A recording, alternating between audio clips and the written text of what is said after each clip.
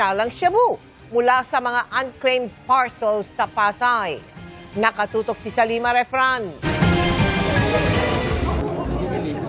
Halos 5,700 gramo ng mga hinihinalang shabu ang nasabat sa iba't ibang warehouse sa NAIA Complex sa Pasay City ng Bureau of Customs at Philippine Drug Enforcement Agency Interagency Drug Interdiction Task Group.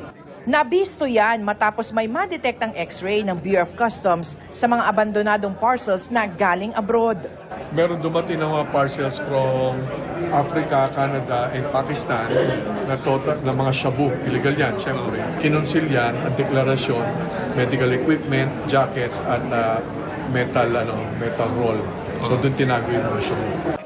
Aabot sa halos 40 milyong piso ang halaga ng mga nasabat na illegal na droga. Sinusubukan umano ng mga otoridad na kontakin ang nagpadala ng mga parcel. Kinokontak natin yung nagpadala niyan, siyempre nagtatago yun.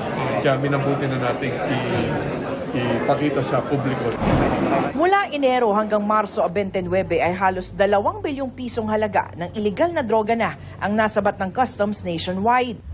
I-turn over na sa PDEA ang mga na-recover na illegal na droga para sa karagdagang investigasyon at tamang pagdispatsa. Pahuhusahin pa ng customs ang koordinasyon sa mga katuwang na ahensya para masusing masuri ang mga papasok na kargamento.